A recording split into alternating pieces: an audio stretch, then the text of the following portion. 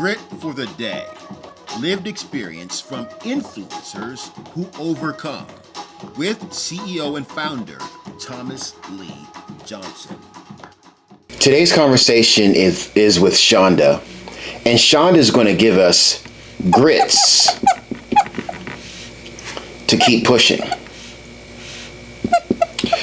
Chanda has a girls raised in the South strength about her that makes her fierce from the start. She's going to share a marvelous piece of her story that begins in Winston-Salem, North Carolina. And she says that made her a conscious, aware, and have a high bias to action at an early age.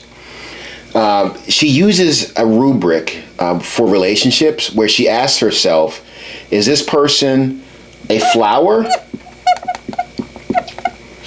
that I need to help grow and groom and water? Or is this person a weed that I need to remove from my life? This is how she keeps her fierce sense of purpose protected, as well as her time. Chanda also makes sure that the engagements and agreements in her life line up with her purpose. This is how she makes sure that she's using her time with wisdom to keep pushing in the right direction. She gives us, in this conversation, insight into one of her dear friends and how she lived her life and what may have cost her some valuable time. Join us for Grits to Keep Pushing with Chanda. Hey, this is Thomas Lee Johnson, and welcome to Grit for the Day. With me today is the Executive Director of Main Street Alliance and the Chief Caregiver, Chanda Causer. Welcome to the show. Thank you for having me. Good to have you. All right. Chanda, we have a mutual friend, and he tells me that you've had a dynamic life. I would love to know what got you started, from high school to college, what got you started thinking about the trajectory of the life you live? That's really interesting. And you start at high school. I probably would start with what my mom describes me as a child, that I would just always ask questions. We would be in the supermarket and I would be in a little, carriage thing, the shopping cart. And I would ask people, where are you from? What's your name? And I would say to old people, how old are you? Where's your mom? So it's always really inquisitive. Yes. Just naturally. Mm-hmm. And I think my first job, like where I got some money, was working for my grandmother. She was cleaning these corporate offices. She had a cleaning crew, mostly my uncles and aunts and just a couple of folks. And then me, I was 12. And so I'm doing the same job as everyone else. And I noticed I'm getting a fraction of what they're getting paid. What? And so I was like, hey, if I'm doing the same work, I should get equal pay. So, I had to run an action on my grandmother. And I said, I don't want to do this work because when I got my check, it didn't look like everybody else. And she said, hey, you're not even supposed to be here. I'm babysitting you. This is not, a job. So, I quit. And I just had to sit at my grandma's house and wait for my mom. And I just had this natural, inclination of justice, what is, what is right. And so that sent me on the path. I organized early in high school. I was on a history club because that was dope. Yes, and history is dope. But I was the only Black person or even person of any color on the history club. And every year I got sick of, slavery, Martin Luther King Jr., with slavery, Abraham Lincoln, Martin Luther King Jr. And I just I got to do something different because I just seen Malcolm X, right? Yes. Twice. That long movie. I saw it twice in the theaters. And I asked if I could take over Black History Month. And they were, the teacher at the time, he was probably 24. It's probably his first time teaching. He didn't care. He was thinking probably, what is she going to do? Sure, go ahead and do that. So I brought the Nation of Islam to this school. I was going to school. About that time, I had moved to public school.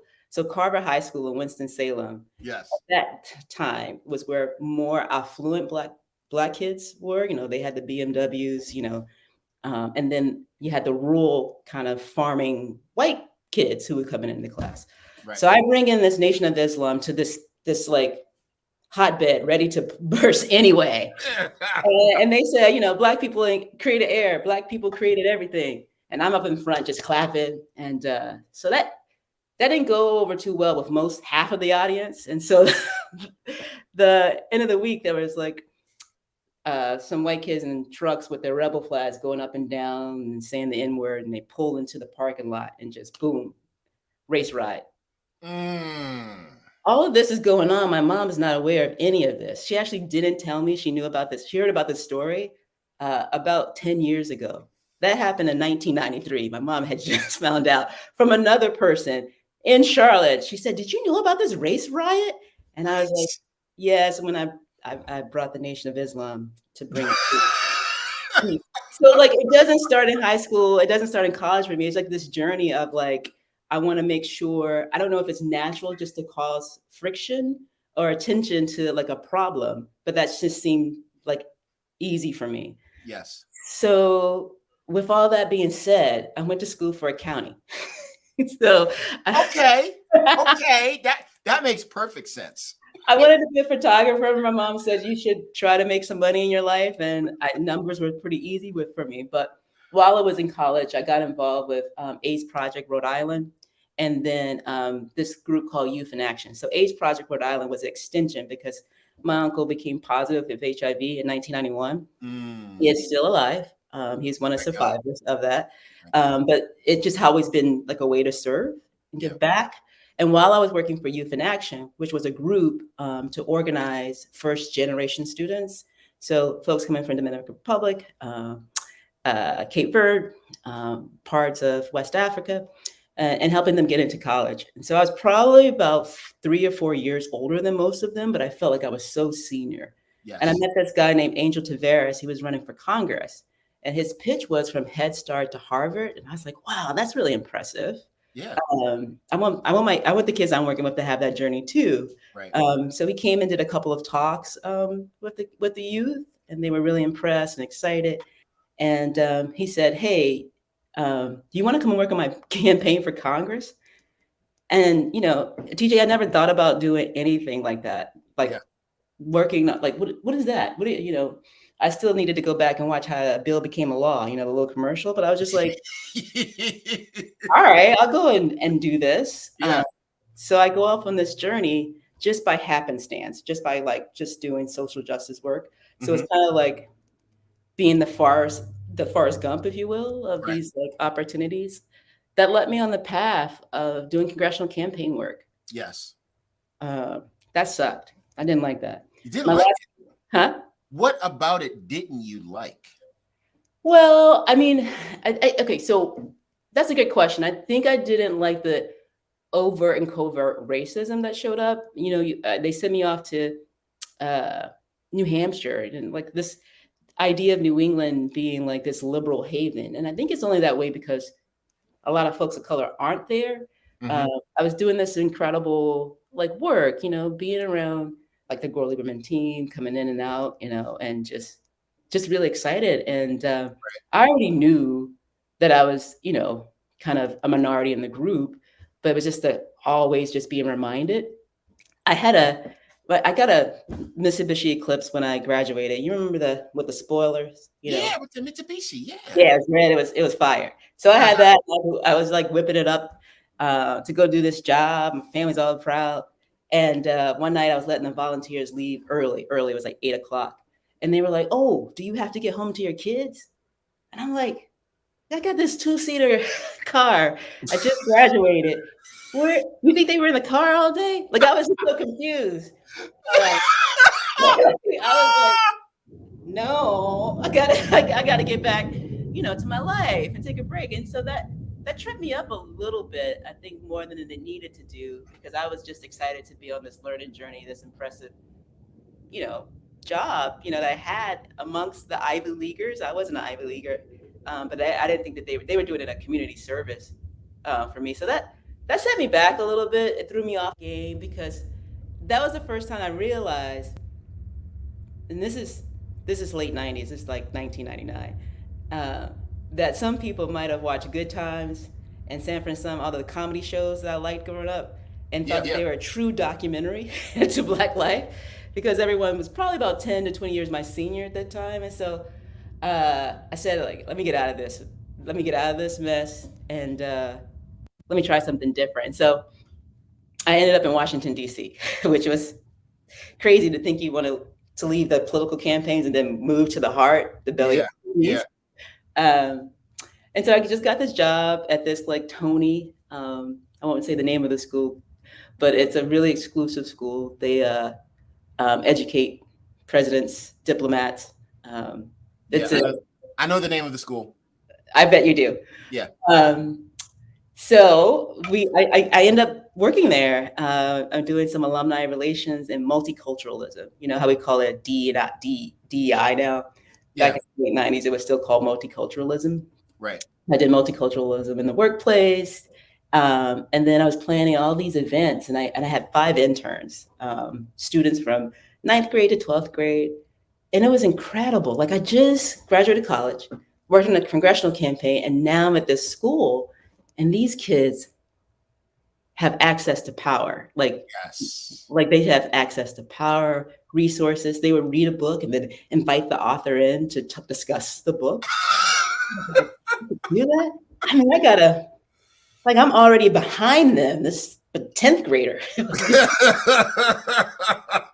It was wild. It just opened my eyes, but it was just like this justice. I was just like, this is unfair.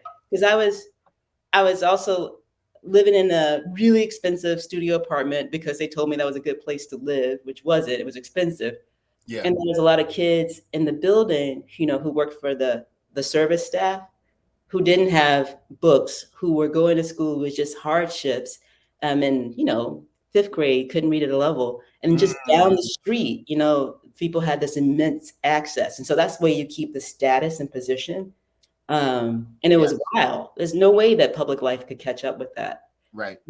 So I was angry. It was just really, I didn't know how to challenge. I was like a happy, ignorant, angry person because I wasn't really sure what to do with all of this. Right. And I was at this independent school, people of color in independent schools. It was like a network of Black and Latino folks who worked at these places. We get together and kvetch. Yes. And it was fun. I was having a good time talking with this group of folks, and like we were doing interesting things and learning different things and sharing ideas. Then I had to leave. I had a job, and I'm like, yeah. And it turned out with the same classification, they were making anywhere from $10,000 to $15,000 more than I was. So I could understand why they didn't need a second job. I did. Right. So I went into the office just kind of, I think most people just assumed that I was a bumpkin, like I didn't know much. I think I give off that vibe. So I was like, hey, to the HR person, I was like, I was just at this independent school and it looks like some of us may be making a little bit less. And I was like, can I just see like what the status is just for my classification? She's like, well, I can't give you that information. And I was like, oh, you could probably just cross out the names. I just want to get a better understanding. And I don't think that she thought I would do much with it because I just seemed so daft. And she gave me the information. So I went about the business of just talking to everybody that was kind of on an admin level and just going, did you know? Did you know? Because we had these pillars of excellence. And so this was one pillar that we were not achieving on. Right. The long and the short was that I was able to organize and we were able to increase our salaries. I think my salary went up about $7,000 or $8,000, which was pretty big bump with having to do little minimum organizing around it. Right. And all the while, I was still volunteering at this place called Whitman Walker Clinic because of my service. Yeah. I was telling them the story, like, hey, this happened and this happened. I was just giving them play by play. And then I won. And then so one of the folks who was volunteering there too worked for SEIU. And she was like, you should come to 10-day. I mean, you should come out tryout. It was a 2-day tryout in Boston. Like, you'd be a great labor organizer. Again, nothing I had ever thought about. I come from a right to work state from North Carolina. Right. Never thought about labor unions. My mom thought like Jimmy Hoffa, you'd be murdered. This like over the top. Chanda, I'm going to pause you. I want to rewind because I think there's some marvelous nuggets and patterns in your life that I want to highlight. if we think about 12-year-old Chanda working in grandma's business, Yeah. and finding out that she's making less than her peers who were doing the same work, and we think about flash forward Chanda at private school, finding out she's making less and doing something about it, Yeah. that is temerity, and that is also bias to action. So when we think about grit, which is the passion, perseverance, endurance to actually address and overcome adversity, Yeah. you demonstrated grit at both very young ages and as you grew up in your early professional life. So the question is, where did you find the strength? Where did you find the wherewithal to do that? You know, I love that the show is called Grit because I want to add a S at the end because I think girls raised in the South would happen to be, especially Black women raised in the South, happen to be some of the strongest people that I know. I found it through my Gullah heritage. I find it through my ancestors. And at the end of the day, you know, my great grandfather organized the R.J. Reynolds. And when I think about all the things that he had to go through just to provide a life for his kids, and most of them were college educated. Can you imagine? He was born in 1899, and education was the most important thing to him. By the time I was like 3 and 4, he was asking me to spell alphabet. And I just couldn't spell it for the life of me. That was the hardest word for me. But he would always challenge. And then, you know, I think about him because we share the same birth date. He was born on July 27, 1899. Yeah. I was born in 1970 something. And so for me, it's just, it's innate. You know, like, what am I going to do? That's like, I got to push it. And I think about my grandmother, who's his daughter, Artanzia Jones. You know, she had a similar work ethic. And, you know, my mom, on the other hand, did not. And her and my dad split when I was about 5, and it devastated her. I would say to this moment, you know, she just never fully recovered from that. So as a young child, I knew how to take care or make her feel comfort, you know, through humor and then just pushing forward. So I would push her. So it comes, the idea of just sitting back and being passive has never been a real option for me. Not an option. Not an option. So you're just fierce from birth. Well, I'm not trying to hype myself up. I mean, just like when you make it like this, I just think that there's a long time, you know, I talked to you up until that point, but there's a long time of, like, you know, depression and struggles and anxiety, because I do have such a high work ethic. I gravitate to type A types of people, and I can't relate to folks who don't have that strong work ethic. It doesn't mean that they're bad. I just don't understand it. And that sometimes can cause a lot of tension because I feel like time is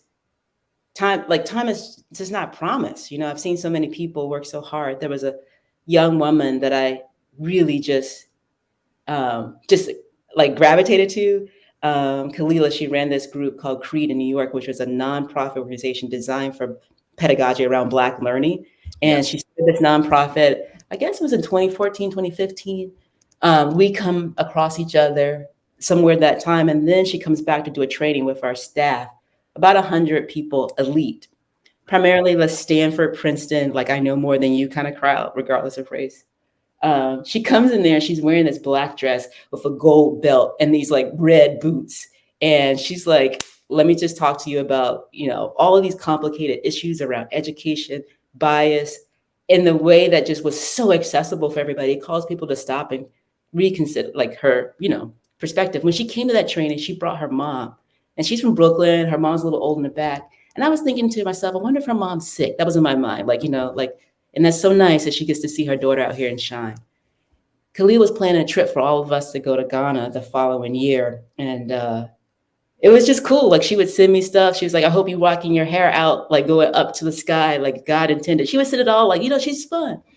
And randomly, this is so random. What I'm about to tell you is random. I was asked to go to a fundraiser the last minute. It wasn't a big deal, but Lupe Fiasco was there, and he was like wearing sweatpants and he was carrying a duffel bag. And I was like, oh, that's Lupe Fiasco. I think I was the only one that realized it was him. So I was like talking to Lupe Fiasco because I like Kick Push and Superstar. Of course. And that dude is smart. He's so smart. And I get a text that Kalila had died. She just had a heart attack at 36. At 36. Yeah, man. And I still think about her because sometimes when you're working so hard and you feel like time is, like it's not, and you're working with that high work ethic, you don't take a minute to step back and say, whew, let me enjoy the journey that I've been on and reflect. And, I thought Kalila's mom was going to pass away, but, like it was nice to reflect that her mom got to see her in her shine. But when you say being fierce and like driven, that comes at a cost too. Yeah. That's a really cogent moment. Thank you, Chanda, for that insight. Sure. So I kind of interrupted you. You were taking us from your the moment that you were organizing the teachers and admin around that private school. Yeah. And then you're going to take us from there. I'm sorry. Let's go back to that. Yeah, no worries. I like jumping around. It's good to make sure that, keep me on my toes. So, okay. So from there, I started working for SEIU. I was organizing. I was on the international team. And it was really cool because I was learning about kind of the way that my mind always oriented to life through capitalism, like, corporate consumptions, and labor union was a vehicle for me to get the training that I need. I went to the George Meany Center, which I don't think that's open anymore. But I learned a lot about how to inoculate, how to win, and do assessments of people, to make those snap judgments. Is this person going to sign the card? Is this person possible if they're coachable? Is this person worth my time? So I learned how to compartmentalize things really quickly. That worked for me because I'm a judgy person. So that gave me a vehicle to make these snap judgments. It went well, but win or lose, I was on to the next town. And I didn't think that was right because when you're organizing, if I'm coming to your house or your job and saying, hey, we got to do this, and then you're trusting in me, you're not trusting this international that's back in DC. You're like, okay, well, Chanda said to do it. And sometimes our larger organization would make the right calls, but sometimes they wouldn't. And they would put people at risk. And I won't get into details of one that was really kind of problematic, but I was able to salvage it a little. But we were able to move quickly across lines of difference. There was there was Afro-Latino women, Spanish speaking, and then there was African-American, English speaking, and then there was the teachers, which were mostly white women with a college degree. And they were fragmented across those things. I didn't come to the group talking about, let's build lines of, let's be, all together. That wasn't the purpose. It's just like, hey man, you don't go to cash your check, the money's not there, we can't win. So everybody had this common thing together, and it moved. People were starting to build relationship, and they got tanked. I got offered a promotion, and I was just like, this doesn't feel like community to me, because I was sad that some of those women were going to lose their jobs, and I was going to the next town. So I ended up going back to Forsyth County, to North Carolina, taking a break. And I didn't take a break for very long because I found out there was a group called the Industrial Areas Foundation organizing in the town. And I became an associate director and started running those campaigns there. I'll fast forward you because I want to get into the weeds of things, but I would say the most important takeaway from that moment is learning how to build broad-based organizing across issues, yes. not around race. So they started out. There was a couple of people who had moved down to Winston-Salem from the Northeast who wanted to call this thing. They wanted to call Crossing 52, which is the highway to separate concentrated Black folks from more white folks, and they couldn't get it going. And they had reached out to IEF and Chris Balvin, who I worked with, to say, hey, we want to get this racial group going.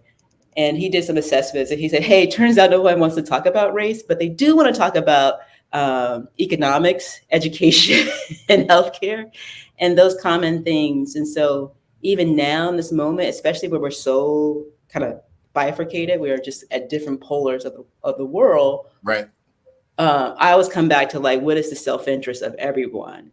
And teaching about public life right now in this moment is so important, but it's so hard because we've lost like what public life should look like. You know, even myself at times, I share too much.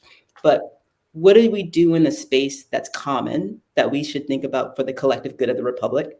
Right. And then what is private life? That's one of the things that I learned from that time, my time in North Carolina. And I went on to work on a number of nonprofits and even for-profits with Honest Tea Beverage Company. Mhm. But in this moment, as I lead Main Street Alliance, our work is singularly around common interests. We're not a progressive group. We're not a conservative group. We're a group that's fully focused on local economy Yes. through public life. hmm What does that make you think of when I say public life? You know, I, I'm processing a number of different, both economic frameworks, socio-economic frameworks, and my training is as a political scientist, Air Force Academy, graduate school at the Air Force Institute of Technology. So my lens is always macro. Sorry. So I'm always thinking about like local public life or public life sounds like a micro scale supply demand cycle between small businesses, local businesses, and local communities. That's what I think about. And maybe the social economic impact of those transactional kind of daily rhythms is what comes to mind for me. Mm-hmm. Yeah, I think those are the right things. That's where I want you to go. That's Okay. what in my mind. And I guess I think about, okay, so I live in Prince George's County, and it's a Where I'm big. from, by the way, I grew up in District Heights. My parents still live in District Heights to this very day. Go ahead. District Heights, is that where Genuine's from? Yes. Listen, Chuck Brown, the godfather of go-go, had one of his homes 5 houses down the street from where my parents live right now. So there's a few other hip hop, go-go, and rap stars that are literally from like my neighborhood and or surrounding neighborhoods. So yes. I think they might have been from their neighborhood. Now they moved out closer to my neighborhood.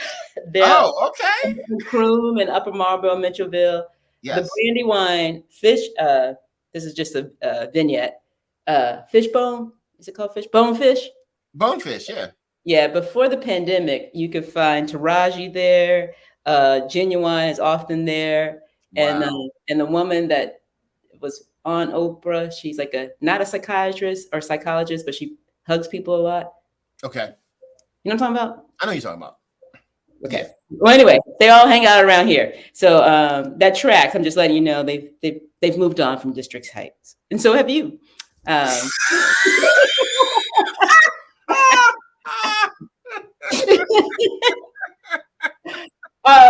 But bringing it back to what I was talking about public life, we just had a big election here. I'll come back to Prince George's County just a sec. We just had a big election, and I get a lot of folks congratulating me. I mean, Westmore's rise to governorship is impressive. Magnificent. I commend it. Yes.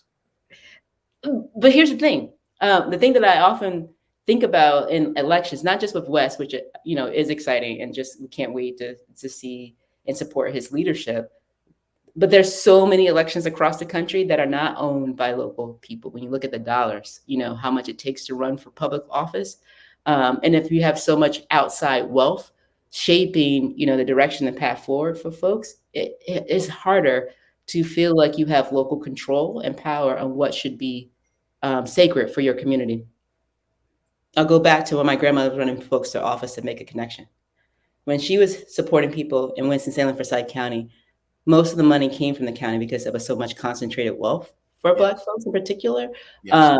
And so there was this sense of agency, if you will, on who's going to be in position, how they're going to get there.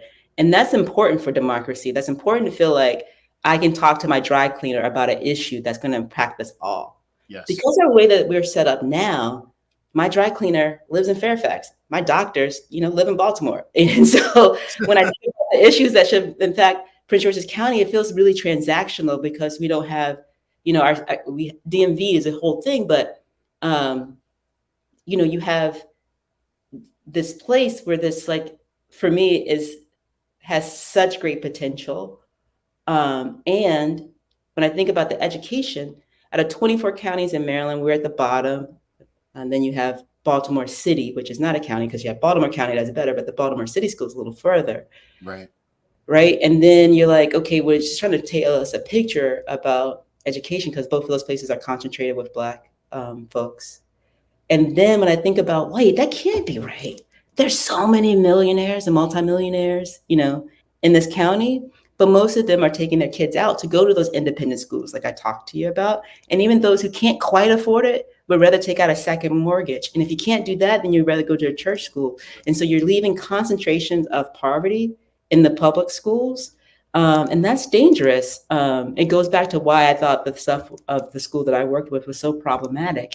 And there's risk there. There's risk when we are just so happy to get a Marshalls, a Popeyes, and those franchises. That's great, but we should be happy to get Thomas Lee, coffee shop, and just be excited to support those too. So when we continue to support multinational corporations, support places that doesn't feed back in, Yes. it leaves place at risk. And so what I think public life is about is bringing people back to the common. And the common is our own community, our own local community. Yes. And that I think that's the opportunity for my organization, like Main Street Alliance. And that's the opportunity for us if we want to come back to a common space and stop being so bifurcated. Does that make sense? That makes perfect sense. Absolutely. A piece of I'm a member of a study group that is oriented around entrepreneurship. And one of our missions is to make a 50-mile radius around us the most prosperous, harmonious, most fulfilling place to live in America. So, I completely both have internalized and want to talk to you maybe even after this podcast about more public life and what it means to be a local economy that is investing in itself. Yeah. Okay, I like that. Yeah. So when we think about the adversity, what is the adversity that you would say defined you to overcome? What did you have to absolutely address to overcome to be who you are? Well, that's a really great question because I think that 2022 has probably been one of my hardest years, and I think for a number of different reasons. One is that I've been a consultant and a coach for a long time, so I approach a lot of work and relationships as a coaching way. So even if you're coming to me and you're wounded, either through a mental defect or you have this glitch that you can't do things all the way through, I see the potential in you, and so I pour into you. Because that's just my nature. Because I'm just curious to see how I could help. Going back to how I helped my mom, right? That's kind of like how you learn in your early life kind of defines how you operate, and that could be a gift and a curse. And so the adversity that I think that I have had to or have to continue to overcome, because these things are cyclical.